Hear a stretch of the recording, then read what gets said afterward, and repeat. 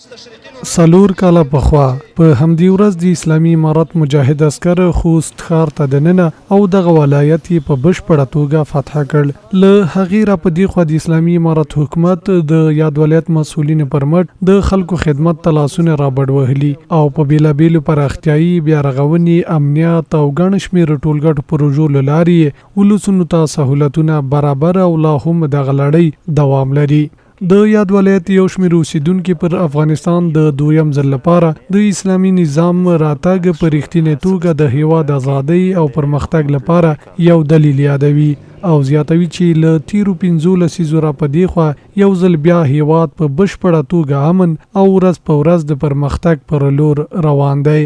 پرمختګ چې دای میږي وابرزم به خالی نه دو خلک په خدمت کړو دا د داسې مشرونه چې دا نن میکته خدای رو کړی دي یا داسې مشرونه په وجود کې دو چې ویل چې دی هدایت دی رښتینوالي دو چې میکته خدای په برخه رو کړی. نو الحمدلله په دې باندې موږ د الله نه راضي یو چې موږ اوس په دې فضا کې ژوند کوو ځکه چې یو حکومت هم موږ ته داسې وښایي چې مقصد نه چې کړي دي او نه یې داسې وښایي چې د خوار ولس غږ اورېدلی دی او اوس د خدای دوی ښه کړي الله د نور قوت هم ورکړي چې دا ولس هم وپېژني دا بېروزګارۍ هم ختمې کړي او ټول مسلمانان په یو ټغل سره راټول دي او دا پاتې چې دا هم سره راټول شي. د خوست ولایت یو شمېر نور اوسیدونکي بیا تیرو 4 کلونو کې اقتصادي ټولنیز او سیاسي برخو کې پرمختګونو ته په اشارې سره وایي چې لرې بنوي تر څو هیواد مو په راتلونکو څو کلونو کې د پرمختللیو هیوادونو په کتار کې راشي. د اسلامي امارت پر راتګ سره ډېر لوی تغیرات منځته راغلي دي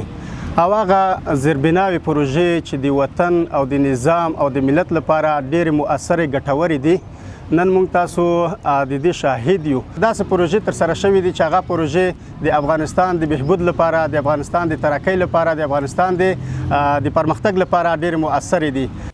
بل لور ولایتي مسؤلین د تیر شل کلن اشغال پر وړاندې د مبارزې علت د اسلامي نظام احکام پلي کول د هیواد ازادي او په رښتینې توګه هیواد او خلکو ته خدمت کړل یادوي او زیاتوي چې اوس مهال دغه ټول فرصتونه برابر شوي نو باید چې خوست میشتو او د هیواد د ټولو بچیانو ته خدمات وړاندې کړو تر څو په بیلابیلو برخو کې له سهولتونو برخمن شي.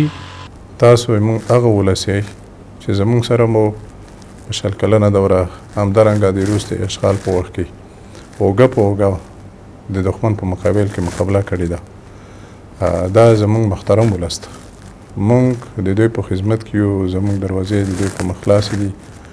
په هره اداره کې چې دوی کار بندیږي دوی په ډېر جرأت لري چې په هره اداره کې خپله غوښتنه کړی شي انشاءالله ټول ملګري به د دوی په خدمت کې وي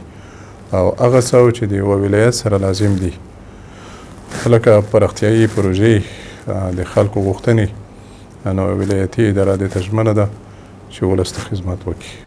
د یادولو ده چې د اسد 24مه پر افغانستان د دویم ځل لپاره د اسلامي امارت حاکمیت او فتح ورځ سره مناسبه ده چې له تیرو 4 کلونو راهیسې د هیواد په ټولو ولایتونو کې د اسلامي امارت مسؤلینو او عوامو خلکو ترمنځ لمانځل کیږي.